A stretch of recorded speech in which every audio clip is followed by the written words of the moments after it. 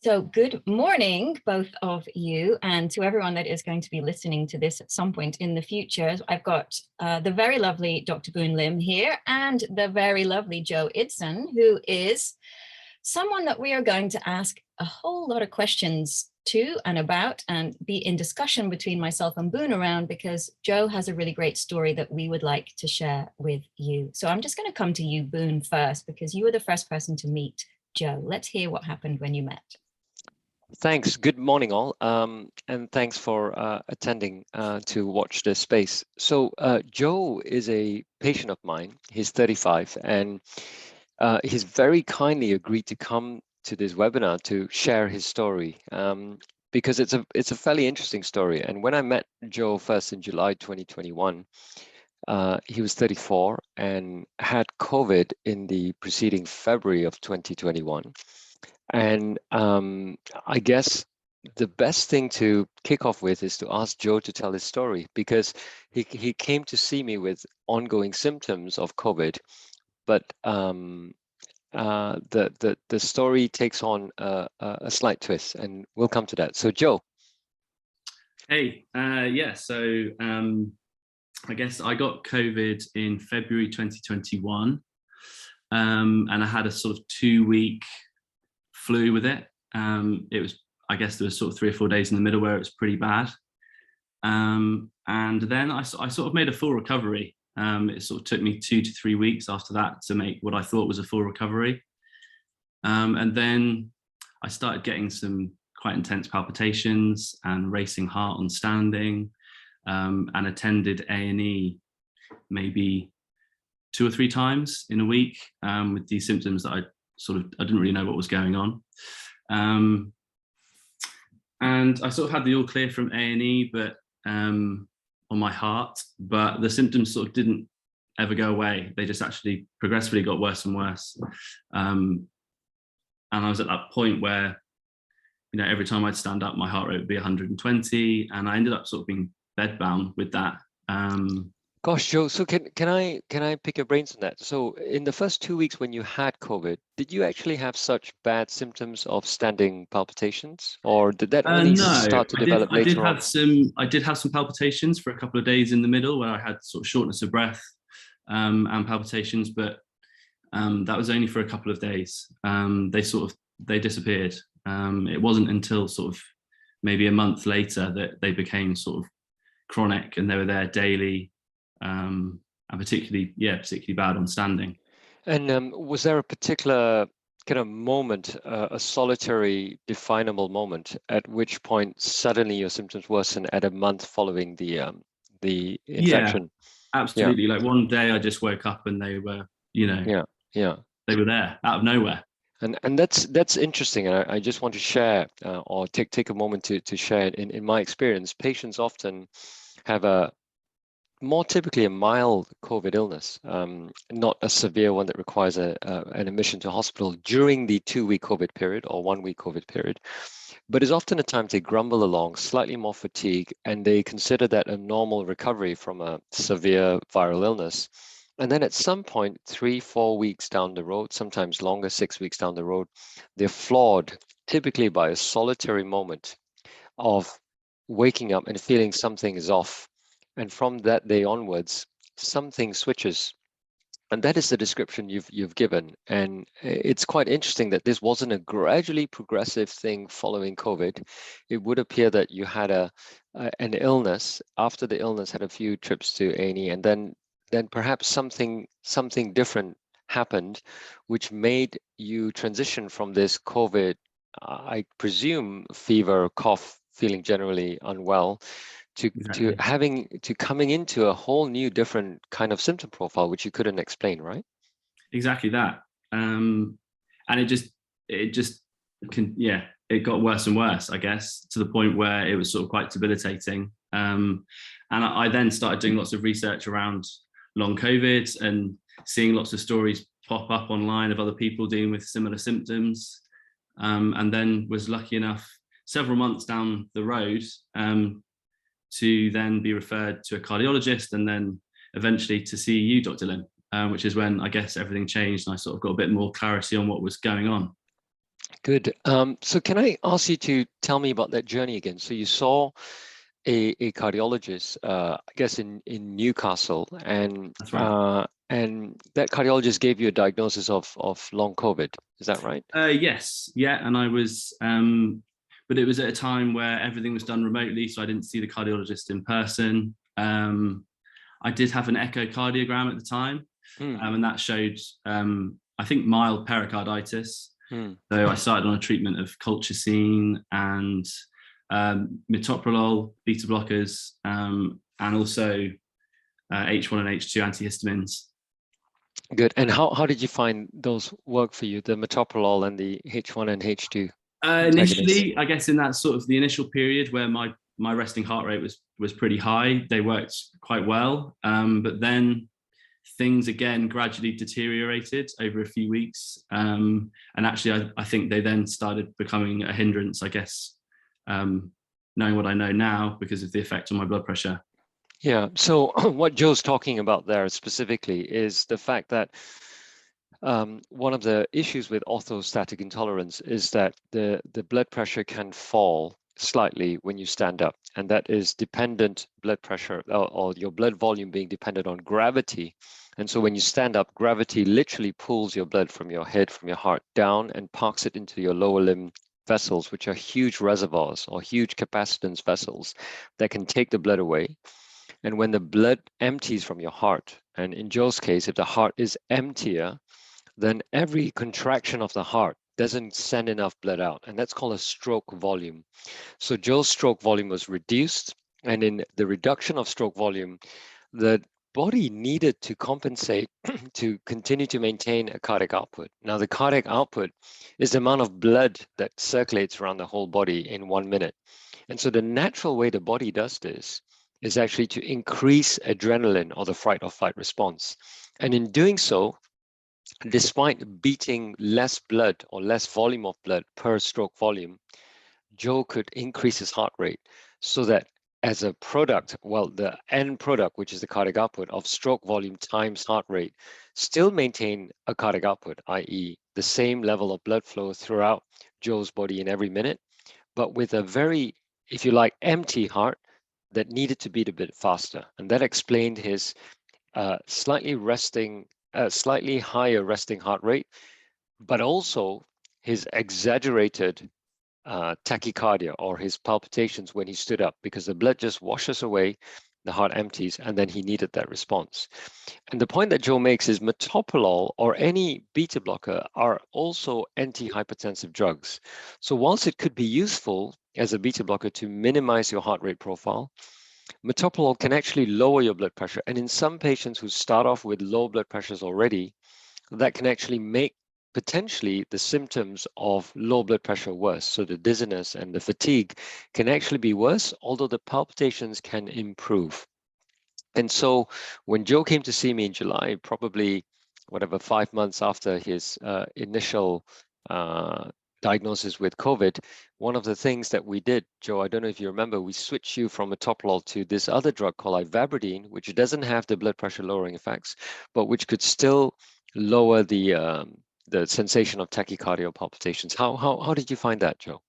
I mean, I think that was integral really to that sort of phase of my recovery. It just enabled me to sort of get back on my feet and start implementing some of the other more holistic strategies around recovery, I guess. And I tolerated that a lot better than the metoprolol. And at that point, were you still taking the antihistamines, Joe? I think I'd stopped at that point. I hadn't quite figured out that part of my long COVID, and Yeah. I wasn't really sure whether they were actually helping at that point. So I was Yeah. just purely on the ivabradine.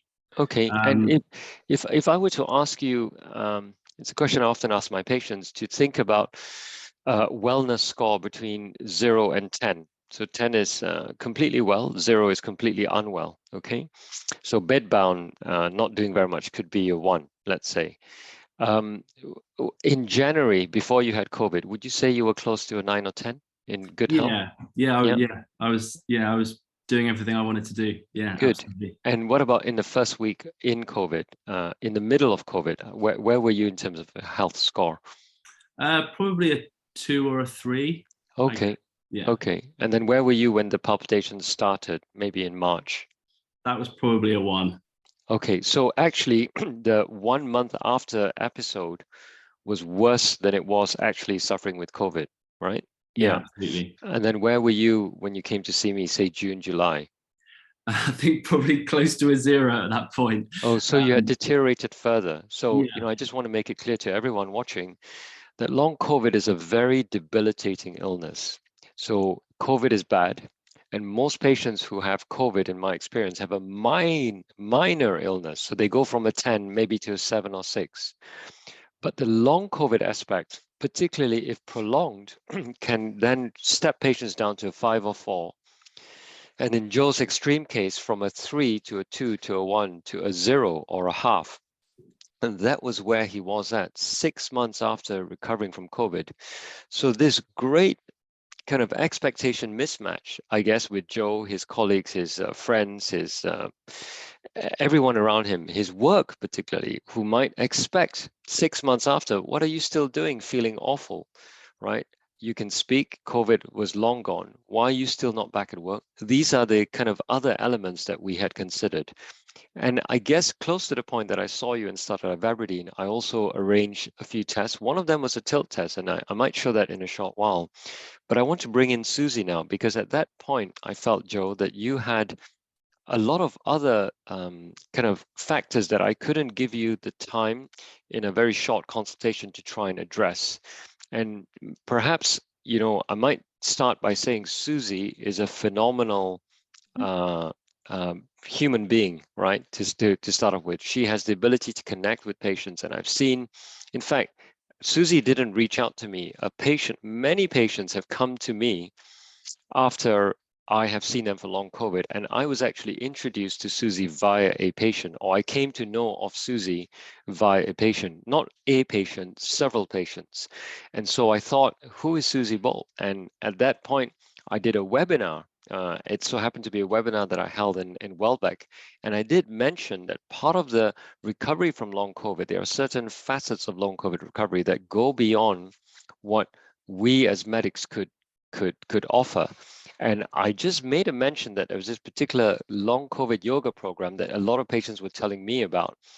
And then lo and behold, 1 week later, I get an email from the very Susie Bolt, which had reached my spam. And she said, I think you're talking about me, Dr. Lim. Can we catch up? And that's how we actually met, first of all. And I don't know why, but I was going through my spam folder. I don't normally do this. So this is serendipity, Susie, I guess. And I found the spam folder, and I found her name. And then I called her one day. And that was the beginning of my kind of interactions with Susie.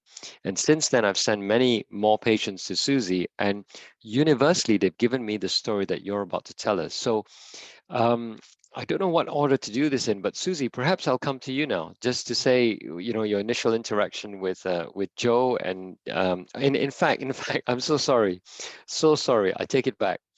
Susie has such a successful online yoga for long COVID recovery program now that she puts out every day or several times a week, and they're on replay. That what in fact happened was Joe just joined the program, but didn't necessarily join a live class so often, because Joe has a busy job, and therefore caught on the replay. And so it's so interesting this morning before the webinar that Susie and Joe have never really truly met, or Susie has never met Joe. Is that right, Susie?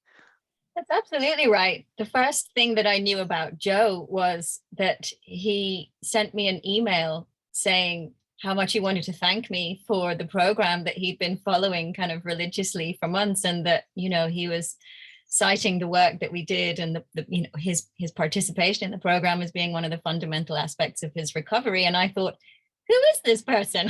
Why have I never met them? Why have they not shown up live? This is really interesting, which is why it was so amazing to meet Joe this morning, because of course, I've never seen his face, and yet he's been looking at mine for months. What a phenomenal story. Joe, so can I ask you, so after we first met, I mentioned Susie, you kind of enrolled in a program. Tell me about, in fact, just take a step back. Tell me about what other symptoms you were having at the time beyond the kind of specific palpitations on standing.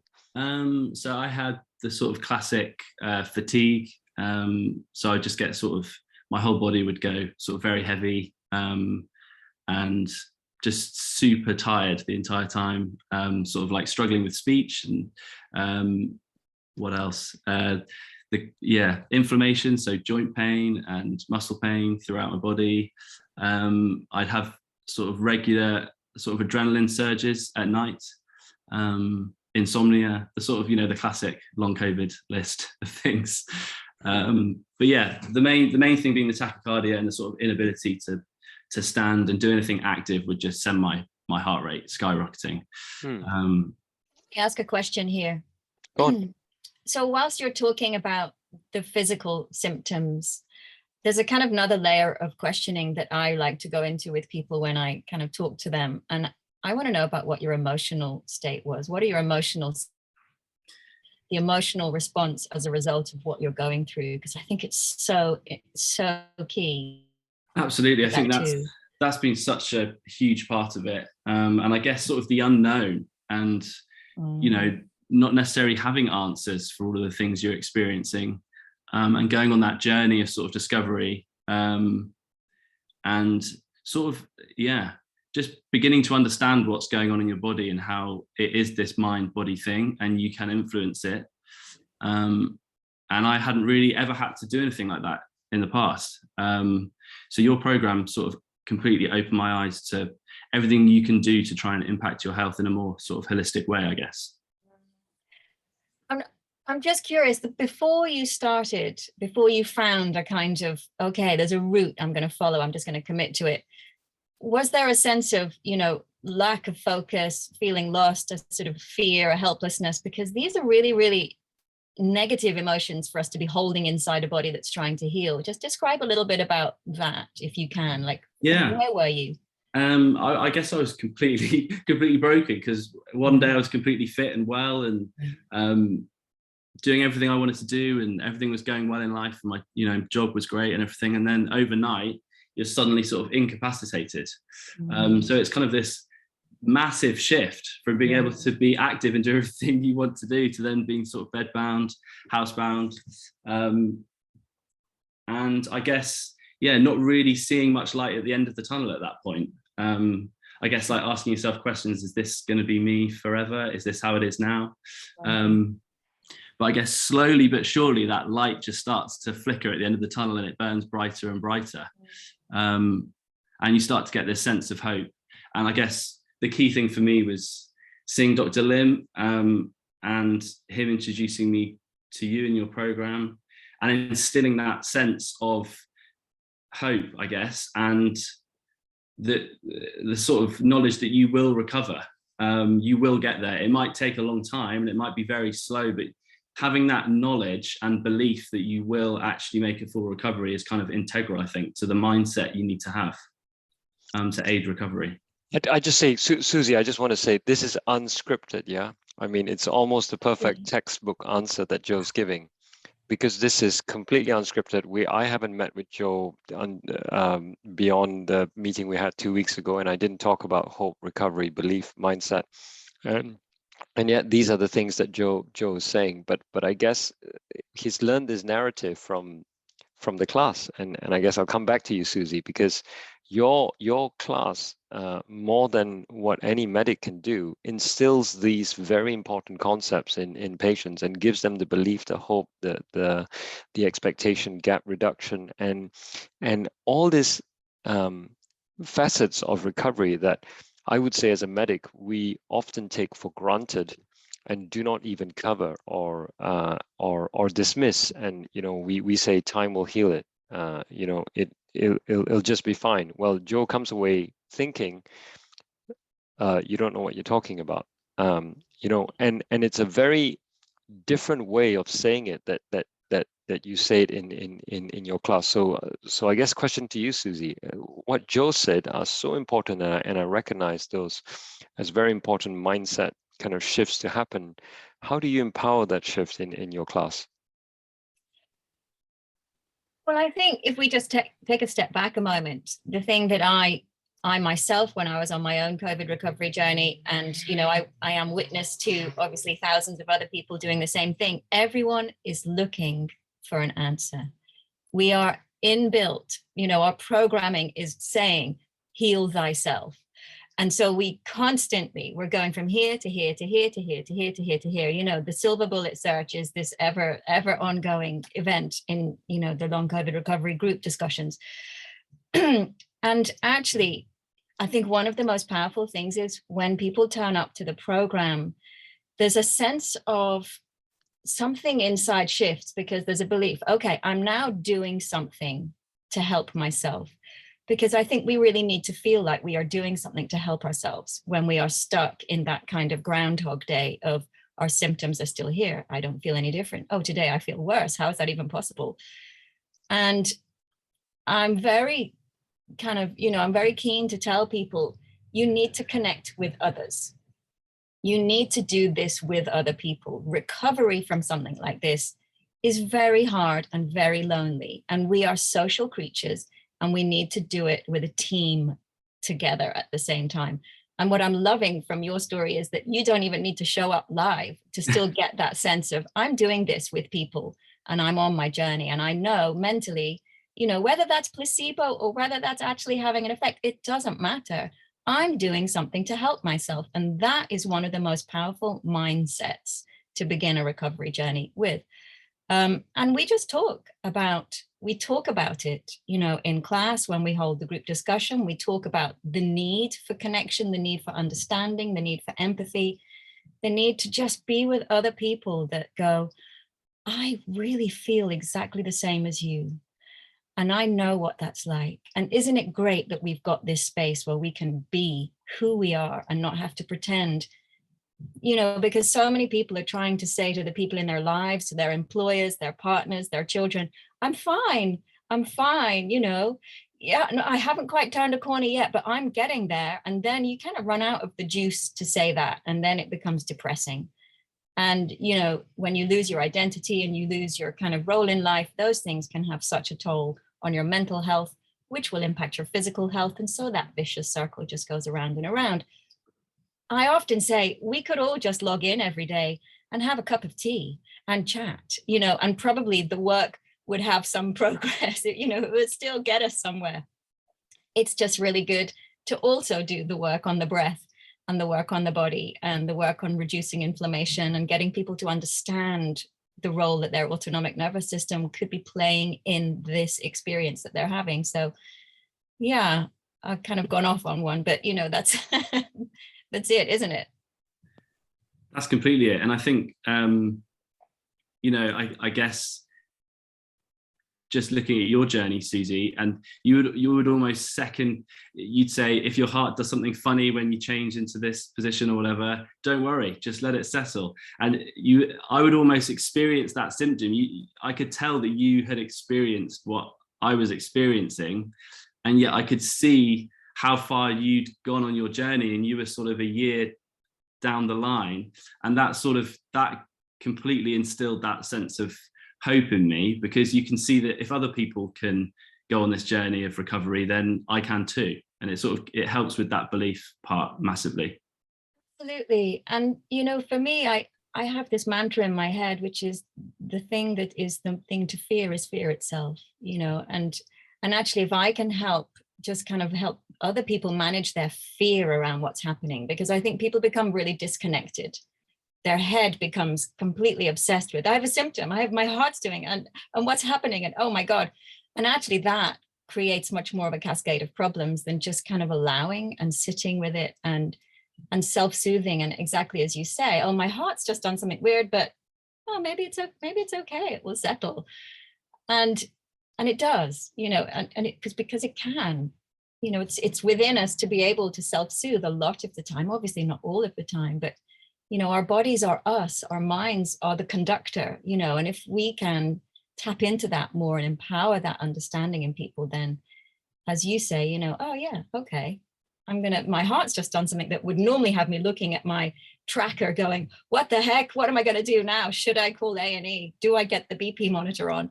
No, just give it a bit of time and it's okay, great.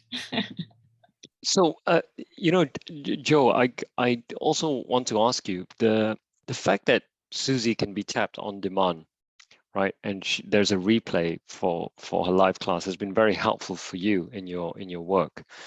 And actually, this sense of community that Susie talked about does not have to be live, which is quite interesting in itself. The question specifically is how to what extent do you think the regularity of interaction in that webinar space, right, has been helpful in making progress? I think it's been sort of the most integral part of my recovery. I would do the classes daily, so I wouldn't tune in live, but I would do a class from the Rest, Repair, Recover series every day, be it the full class, be it the Friday class. I'd use the yoga before sleep class sometimes in the early stages where I couldn't sort of get my heart rate down and try and sort of control my ANS and soothe it. I would use that as a method. So if I'd been for a walk and I came back and everything was slightly elevated and I could feel the sort of adrenaline in my system, I would do the class for an hour, and then at the end of the class I'd feel pretty good. It was like, I used it as a tool throughout, and I still do now. I try and do a class every day. Gosh, this makes me really emotional. Especially because I've never met you. I'm like, come to class. No, I think I have to. He's there. He's transcending time, Susie. So time is not what we think. It doesn't move linearly. It's quite interesting that you can heal across different times, and your impact is there. Well, I think just like I said to you both as we logged in, someone approached me in the park the other day when I was walking my dog and came up and thanked me, checked that I was actually Susie Bolt, and just said, I just want to thank you because I've been doing your classes on YouTube, not even being part of the program, but just taking the content that I would put up there sometimes to say, for those people that can't do the program, and I know there's lots of reasons why people can't, here it is. And she came over and just said, you were the reason why I got better last year, and I can't thank you enough. And it's kind of really? Well, Great. I echo that. Wow. Yeah, it's been the most integral, hugely important part of my recovery for sure. Absolutely. So I can't thank you enough. Amazing. So can I kind of dig out some of these secret ingredients from Susie's live classes or her replay classes? So tell me about breath, Susie, and then I'll probably ask you the same question, Joe. What specifically about breath do you teach in your class, and how does that help Joe? Well, so we have lots of different classes. We actually have a specific breathe class, which is run by the really amazing Caroline Urch. But in my classes, when we talk about breath, it's about understanding that the mind and the body are basically linked by the breath. And if you want to slow down either what's happening in the body or what's happening in the mind, you come to the breath. The breath is like this magical bridge between the two, and you work to slow it down yourself. You consciously work to slow down and lengthen the breath. And the impact on the body, the impact on the mind when we do that is transformative. And often people really underestimate, because of course we've never had it discussed in school. There isn't a class in school where we talk about breathing and how important it is to do it well. And so it's so simple that I think it's really easy to dismiss it until you try it and really begin to feel the difference for yourself. But we can change our state by changing how we breathe. And we actually have to engage the mind to do that activity, because some people get so caught up in their ill health, their experience, their symptoms, their anxiety, that their brain refuses to do something that will change their state, that isn't something like an intervention, that's like a tablet or, whatever. So it's so simple and so available to us and so free. It's quite a difficult concept to engage with, but when people do, And you do it as a practice, you know, you do it as a go-to. As you know, you're saying, Joe, I would go out and take a walk. I'd feel my symptoms beginning to kind of kick back in. I would come back and I would breathe, and I would do, you know, that sleep class you talked about. It's all recumbent. It's all about breathing slowly, you know, gently changing positions to just kind of ease through the body. It changes almost the chemical state in the body, which allows us to feel safe. And that's essentially what we're trying to do for the whole of the Rest Repair program. We're trying to get the brain to realize that we are now safe and we are not being attacked by this virus and the trauma that it's kicked off within the body, that we're okay. And the breath is one of the quickest ways of accessing that state, and one of the most challenging. So Joe, how have you found getting into the breath practice? Did you find it difficult to focus the mind to get that breath in the way that Susie described first, or did you get straight into it? Certainly at the start it was challenging. I think at that point, you know, it felt like even breath work wouldn't sort of control my heart rate and try and bring it down. There was just too much adrenaline in the body. But with time and patience and practice, I tried to do sort of breath work 3 times a day. And within sort of a month, 6 weeks, 2 months in, I really then started to see the benefit of it. And if I was having a particularly sort of adrenaline fueled moment, I would just go and do 10 minutes breath work. And that would just bring the body back into balance again. And yeah, I found it extremely powerful. And, you know, I might add to your explanation and to put a bit of science behind the breath work. One of the books that I recommend all my patients read is just behind me there. It's called Breath by James Nestor. It's a phenomenal book. That book next to it is my book, Keeping Your Heart Healthy. But I was inspired in the stress chapter that I wrote by James Nestor's book, because I've become a breath not practitioner, a kind of breath practitioner myself. I do breath work 10 minutes in the morning, 10 minutes before I sleep. And whenever I'm in the middle of a stressful period, I also do some breath work. But the way I look at breath and the way I look at diaphragmatic control of breath is that we have this autonomic nervous system. And I've no doubt now that in a majority of patients, more than 50%, maybe even as high as 70% of patients who suffer with long COVID, there is going to be a slight abnormality in the way our autonomic nervous system controls our resting heart rate, resting blood pressure, level of adrenaline. I mean, people talk about these adrenaline surges. That's part of the autonomic nervous system that controls all the bodily functions we don't have to consciously think about. Now, if you think about the pupillary dilatation, peristalsis, which is the gut contraction, heart rate, blood pressure, sweating, temperature regulation, these are all things that can be very abnormal in the autonomic dysfunction long COVID cohort. It's a very common feature we see in a lot of our long COVID patients. The one aspect of the autonomic nervous system that is under our conscious control. So if I said to you, Joe, can you just reduce your blood pressure now or increase it? You'll think, what's he trying to get me to do? But if I said to you that you have this wonderful bit of your physiology that is normally controlled by your autonomic nervous system, if you don't think about it, which is your breath, and people are panting away, doing a dysfunctional breathing pattern, breathing from your chest like this, instead of nice slow breathing from the abdomen or from the diaphragm where the belly comes out when the breath comes in.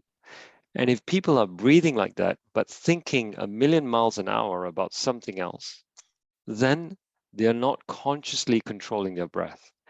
The breath is the one bit of autonomic nervous system control that we can also control consciously. Unlike temperature, for example, unless you're Wim Hof, I can't say, Joe, go out in the freezing cold and warm your skin up so you don't feel cold. You can control your breath. You can mindfully bring and center your breath and give a 5 or 6 second breath in, 5 or 6 second breath out, if you chose to do that. And just by doing so, you are gaining mindfulness. You are practicing a mindfulness practice. And guess what? When your mind focuses on the breath coming in, it's not distracted by everything else around you. And so all these other thoughts, the anxiety, the other aspects of life that are coming and hitting you a million miles an hour, all these sensory inputs elsewhere somehow go away because you're centered around your breath. And this is a very mindful exercise. And I talk about a stress reset, which just in 2 minutes in the middle of my busy clinic, I sit down, close my eyes, and just think about breath and breathing slowly, get my diaphragm really out on the diaphragmatic breath, and you switch your autonomic state because it truly does happen. So it is a fact that you can regulate your heart rate, and the respiratory sinus arrhythmia, or what's called heart rate variability, is a marker of your breathing and the influence of your breath on your heart rate. It's directly linked. And you can demonstrate that time and time again. And the question is, we need to come into that practice, and more important, that belief system that breathing can work, Yeah. which is part of the problem with 20% of my patients, that they sit in front of me in clinic. They've come to see Dr. Lim. Oh my goodness, they're expecting this wonderful drug, whether it's midodrine, ivabradine, or some super intervention. And I say to them, you need to learn to breathe. And they walk away deflated because, and probably like thinking, what? I've come all the way and he's just asked me to breathe. And yet that is such an integral part of recovery, as you've both shared. And I want this, to be super clear to everyone listening, that we all three of us now know the benefit of breathing. We all three of us practice it. And I see the manifest improvement in my life. I haven't had COVID, fingers crossed, but it already calms me down and allows me to perform better in my day-to-day practice. Susie.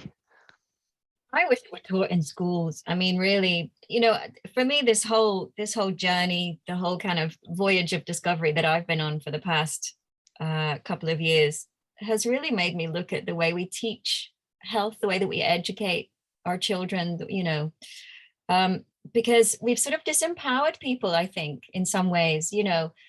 We get very, very unwell, or even if we just get a little bit unwell, we go and see someone, they give us something, we get better. And so we're on this kind of hamster wheel of expectation. When something really kind of murky, like long COVID, pops its head up into the big picture, we still have that expectation. So, okay, I'm the most ill I've ever been now. Come on, where's my magic pill? Because you've given it me all the rest of my life. What about now? And we're so complex as systems that it's a really, really difficult mindset shift for many people to go on, to actually want to believe that they could help themselves in a way that, perhaps the traditional medical routes can't. And I think that's it's a big issue in the way that we learn about ourselves and our bodies and our well-being, and if there's anything that we take out of this, I would love there to be just a bigger discussion around health and managing ourselves and the importance of things like breath and understanding stress and its impact on the body, and understanding how our bodies work a little bit and how we can sort of fine tune them ourselves without necessarily needing a drug. That's one of the things that I really see, because people, the people that come into my program, they've come in because they're open to the idea. And, let's look at the numbers of people that dealing with long COVID. We've got over 1 million people that they believe right now in the UK alone are dealing with this journey. Now, I don't have 1 million people in my program, thank God, but that means there's a massive amount of people out there still going, well, I'm going to be waiting for that cure because I don't believe that this is going to be the route for me. Maybe I'm too unwell. Maybe I'm, more unwell than the other people that are recovering. So actually, this is a really great moment maybe to come back to Joe. You did a tilt table test with Boone. Is that right, Boone? Yeah. So he did a tilt table test with me. And if you don't mind, I don't mind sharing the data on a shared screen. I think it might be quite instructive. Joe, you don't mind me sharing? No, that's fine. Yeah, I asked you at the start, so this is not Joe under pressure. So we have a lot of people on the program who've also gone for a tilt table. So I know that this is really valuable information that we can share here. Yeah, can you see my screen, guys? Yeah. Okay, so what I'm gonna start off saying is that this is Joel's tilt. And this is Joe lying. Can you see my pointer? It is Yeah. coming out nicely, right? Let me make it a bit bigger for clarity. Now, maybe I can't, but let me get it red. So can you see I'm pointing out the time frame here? This is time in a 2-minute block. And at 5 minutes, what's happening is Joe is lying flat like this, okay, on a tilt table test. Now at this point, 5 minutes in, Joe is tilted upright.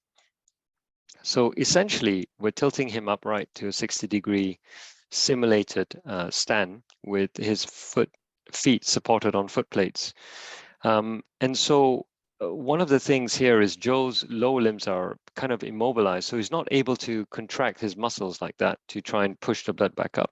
He's encouraged to remain very steady, and this enhances the peripheral venous pooling. We talked about this at the start, where the blood pools.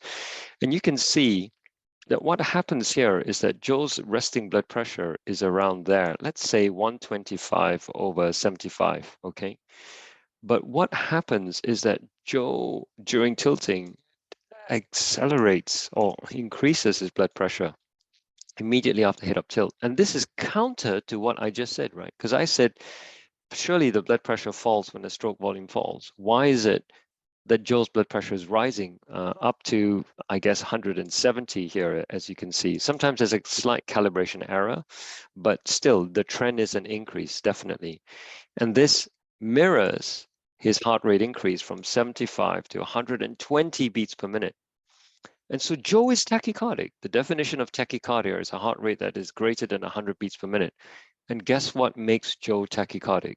Standing on a bed and just being tilted up 60 degrees. Now, who would have thought that's such a stressful response to Joe? It's equivalent to Joe running a decent pace, right? Because he was fit and healthy before, and yet all he's doing is standing. And the mechanism here of this tachycardia is what we talked about. Joe is spewing out a lot of adrenaline. He's activating the sympathetic nervous system.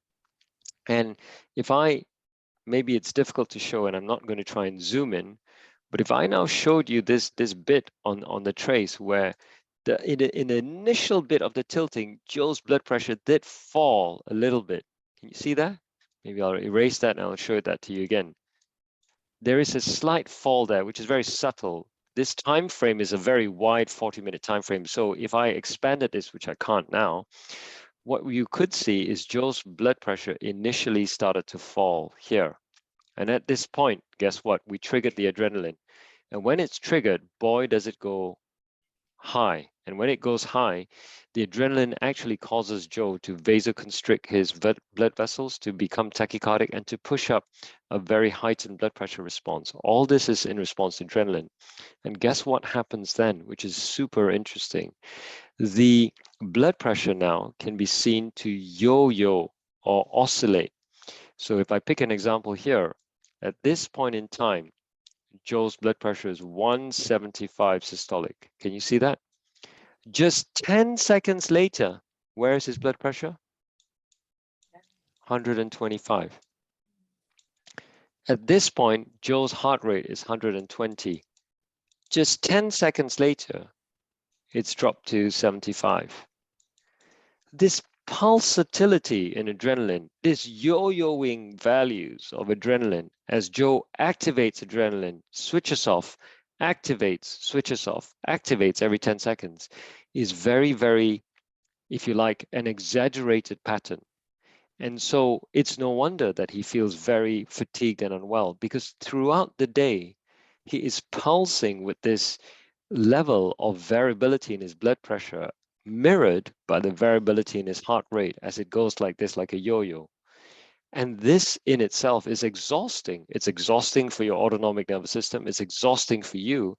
And in my humble experience, it's one of the reasons why people have so much fatigue, because they're constantly pushing their autonomic nervous system state into this resonating frequency where it's always constantly on tap, in overdrive, over exaggerated reactive response. So at the end, you can see after GTN was given to Joe, did you get a spray in your tongue? Yeah, probably given at this point, 20 minutes into the tilt. The blood pressure did fall a bit. You can see the blood pressure now is falling to about 105 here. and the heart rate starts to increase further consistently. And that is when Joe is getting much more heightened adrenaline response.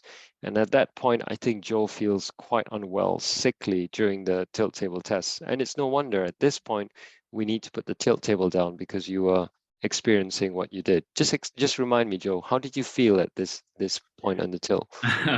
I guess just as if I was about to pass out, I guess. Super hot, sweaty, palpitations were pretty intense. I think I might have said it feels like someone's kicking me in the back at that point with every heartbeat. So, okay. Yeah. So this is a typical autonomic profile of a patient with, I guess, long COVID, and we see this kind of profile in more than 70% of patients that we tilt, and it gives us a clear indication that there's something amiss with the autonomic nervous system. And just before, you know, I know Susie's just thinking hard. I can see it in her face now. But we're trying to relate this back to everything that Susie gives you in her program, right? And I would say those elements that Susie brought out right at the start are also a critical component, because guess what amplifies this autonomic nervous system state? Your thoughts, the pattern of subconsciousness, which are centered on doubt, fear, anxiety, stress, will really amplify this autonomic states, right? And I think the treatment here must go hand in hand. So in this particular case, or you know, in all the patients who come to see me, I'm just going to stop sharing for a while. In all the cases who come to see me, we talk about the kind of autonomic treatment profile to enhance your volume of filling. So I would have advised you, Joe, to drink more fluid, to have a bit more salt in your diet, to potentially wear compression stockings, to potentially wear abdominal binders, to do recumbent exercises. These are the things that the medical team can do. If your tachycardia is very bad, we sometimes give ivabradine, which is what you had. If your blood pressure wasn't so low, we could give something like propranolol, or in your case, metoprolol is what you were given. That can be helpful if your pressure is not low. And these are the kind of medical treatments. If your blood pressure is very low, we could give you midodrine or fludrocortisone. But that would only treat one aspect of your long COVID experience. What we're very bad at doing, and I said this at the start, I'll say it again, is we don't typically focus in a medical clinic on the other contributors of your autonomic nervous system, because this is subconscious. And if I said that your subconscious state can amplify these findings that we've seen on the tilt, can amplify your negative experiences and amplify your illness, then clearly a double-pronged approach with the medical side, but also the holistic side, the breath side, the stuff that Susie's just been talking about is very crucial. And I guess that's why we wanted you on this talk today, Joe, because I think you are the best example of somebody who's benefited from both sides. Yeah, absolutely. I mean, I think the medical intervention at the beginning was really important, because I was sort of, you know, at my worst possible state, and I needed that to sort of help lift me out of that. But thereafter, the most important thing has been absolutely, without a doubt, the yoga program and the breath work with Susie. And it's just something that I've sort of built into my routine, and very slowly and very gradually, you just start to see these incremental improvements, going from level 0 to now level 3. And I guess you just have to have that belief and the patience, I guess, because it does take a while. But if you do the work, you start to see the improvement. Joe, can I take you back to that number that we had? So when you came to see me, you say we're between 0 and 1. We started you on ivabradine, you joined Susie's program. A month after you joined the program, where were you in terms of your number? Probably like a 3 or a 4. And I've just gradually, month by month, just incrementally, yeah, it's just increasing. I think I've probably got a little way to go. I think this sort of approach is going to be part of my lifestyle for forever. I guess it's just built into, you know, my day to day. But I'm well on my way to recovery. I'm confident of that. What was your number right now? So now, just to for everyone watching, we're 8 months into since we first met Joe, I think, and he first joined Susie's program. What number are you now? I think I'm probably a 7. Excellent. Yeah. I mean, Excellent. like a huge shift over that time. Huge. Mm. And I just want everyone listening to note that Joe said 7, he smiled and he said, great, big shift, right? I have patients who said, I'm still a 7. Oh, I'm not a 10. And that is also part of the training that you get on the program. Do you want to speak to that, Susie? I guess so. I think, I think we do talk a lot about looking at our lives and, reminding people that the goal isn't 100% health, because probably most of us never had 100% health for a long run of their life. The average experience of someone's year will have these waves. And I think what can happen is people can get to a point where they're feeling a bit better, and then they'll something will happen. They'll get a virus, or they'll have a kind of stress response to something, and they'll feel run down, and they'll get tired again, and they can catastrophize. Oh, this is it, it's all coming back, I'm back at the beginning again. And it's like, no, you're not. You're just like a normal human being now. You'll have good days and you'll have bad days. And I think, a 7 is a really wonderful, perfectly rounded kind of goal to get to, because I think the idea of getting to a 10 is almost the impossible dream. My goodness, if you can get to a 10 and stay there, we'll all be going, can we have some of your blood to examine, please? So, to get to a point where you can live your life, and I know that you've already shared with us that your return to work starts properly next week, which is it's such a milestone. I'm so pleased for you, because I see this so often in the group where people get to the point where they go, I'm going back to work. I finally got there, this moment, and it can be filled with dread and, anxiety and what's going to happen to me. But I think you have to take the learning that you've got on the journey with you. You can't just go back to who you were before, going at full pelt and perhaps out 5 nights a week. I'm not saying that you were, but some people do have these very, very demanding lives. And actually, this whole process, I know for me, has taught me living your life at that pace takes its toll. And at some point, that toll will manifest into something like this. Just tell me a little bit about your life before, Joe. Yeah, I guess it was pretty full on. I work in the music industry, so it's kind of, it's part job, but it's part lifestyle, I guess. It's kind of those lines are blurred. So it's super exciting, but yeah, you are out during the week in the evenings and at the weekends, and it's amazing. But it certainly takes its toll over a number of years living that way. So it's just taught me to sort of this whole experience, I think, has taught me to slow down a little bit. And I can it's almost given me this superpower that I can recognize those sort of state shifts happening. Whereas before you'd be completely unaware. They'd be happening subconsciously, and you would have no awareness that you were maybe being stressed or like feeling anxious or something was going on.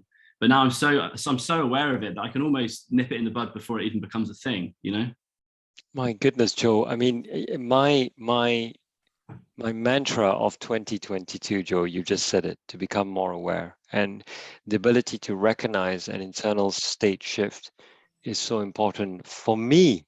I don't have long COVID, but I have lots of interactions with many people, colleagues, patients, and family members. And I also need to regulate my own emotional states, right? Because sometimes one of the challenges I find is dealing with a patient with long COVID potentially who comes into clinic with that great expectation. They've come all the way to see Dr. Lim, who's going to fix them in half an hour. Yeah. It's a difficult thing for me, because when the conversation doesn't go, or the acceptance of the conversation doesn't go the way I had envisaged or the way the patient had envisaged, it's a really challenging bit for me. So here is also a bit of learning. Like, I need to develop awareness, not only to gauge my own shift pattern and reactivity to a patient who may not be so receptive to what I'm about to say. But also my superpower is trying to learn what I can say to that patient who comes to my room to avoid a complaint or to avoid a very negative interaction. Because I think with Susie, there is a bit of difference. Susie can build up over time. I've got one opportunity in one clinic in a half an hour period to make that impact. It's very difficult for some people who aren't there. So Joe, question to you, how would you advise me, as a medic on the other side? Because I don't succeed all the time. In fact, I fail a lot and I learn from my failures, but gosh, it's a tough thing and I still don't succeed. I mean, I don't think I'd be where I was without all of your advice and you connecting me with Susie and her program. So I'm not sure I can offer much there, but I guess it's just ensuring you take the time to sort of, soothe the mind and the body and allow your body to just come back into balance, because you might not be aware of it, but it might be doing all sorts of crazy things. And that over time can gradually sort of take its toll. And I think everybody just needs to maybe, once a day, just take some time to sort of be at ease. Excellent. Joe. Excellent. Love You've it, nailed Joe. it, Joe. You've nailed it. Right. That's it. Well, I was going to, I guess it's coming up to an hour, and I didn't want to take up much more of your time, but I would ask Joe, I guess, and Susie, and for Susie, it's top 3 tips from your program. But Joe, what would you say to a patient who's coming on to see a physician, right? Whether it's a long COVID respiratory specialist or a cardiologist, who may not understand so much about autonomic dysfunction or about long COVID. What are your top tips for that patient going into that clinic to get the maximum benefit of that healthcare professional? I think it's number one, I guess, is probably understanding scientifically just the basics of what's going on in your body. And just having a really basic understanding about the sort of impaired vasoconstriction and how that affects your blood pressure and your heart rate, and the sort of knowledge that there's nothing wrong with your heart. And it's all to do with your autonomic nervous system. And actually you can, I think medication can help, but the number one thing you can do is to try and calm your autonomic nervous system. And that is essentially on you as the patient, really. There's only so much a doctor can do to help. It's on you to go away and do the work, and know that over time that will have quite a profound impact on your symptoms and your health.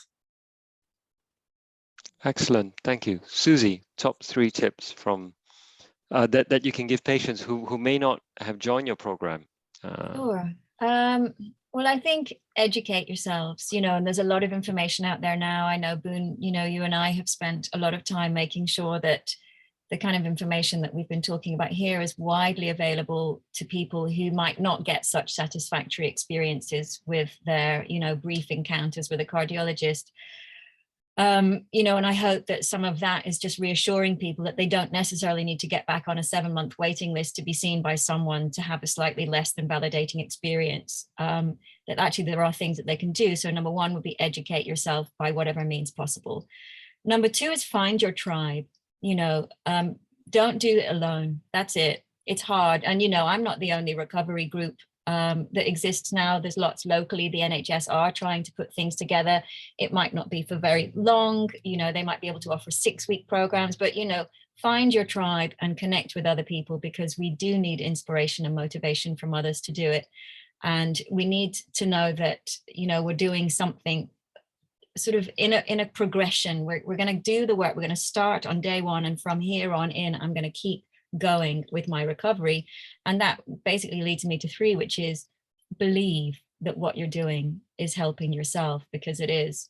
Don't give up hope. Don't throw your toys out the pram and go, oh, well, after 2 weeks of breathing, I'm not better, so it's not working for me. As you've heard brilliantly from Joe, it's taken months, but he's now at a point where he's going back to work, and he didn't shoot around for all the silver bullets. He hasn't gone to Germany for his blood filtered. He hasn't gone to hyperbaric chambers, you know. And I see lots of these things that people try and they help for a bit and then they don't help. And actually the thing that I hear from Joe is I've just done the work and it really resonated with me and I've done it daily. And now I'm at a point where I'm not going to be talking about it so much anymore, which is a real joy, right? Thank you so much for that. And so well done, Joe, for getting back to work next week. I've got 2 more things to share, I guess, before we close. The first is the top tip for seeing a doctor is when you're in a waiting room and the doctor's running late, just focus on the breath and calm yourself down. And it's worth saying to your doctor, good morning, good afternoon, how are you doing today? That always sets your energy levels and the autonomic nervous system states of both individuals, the doctor and you, to be in the right place for a reciprocal healing relationship. Because a doctor sometimes also needs healing when they're in a room in a frazzled, busy clinic. So we are human, just like you are. And so we don't sometimes have all the answers. And I guess the final thing I will share with you, Susie, is that I'm going to read out the exact wording of one of my GP patients. So this patient is a GP, all right? Okay. So she's medically trained and she said, P.S., written on the 25th of February, Dr. Lim asked me yesterday to name one best thing about Susie Bolt's classes Facebook group. I said it's learning to pause, but after reflection, I think it's to feel part of a community. With such a severe, life-changing, unknown new illness, one can feel extremely isolated. To meet with others with the same illness, to support each other, as well as to swap tips on what may help, reduces the fear, which is massively influential to recovery and recovery mindset. I thought he might want to know. What a lovely way to end this webinar. And with that, I'd say thank you to you both for your time this morning. Have a great start to your full-time job back at work, Joe. Thanks, Dr. Lim. And thank you so much to both of you for everything.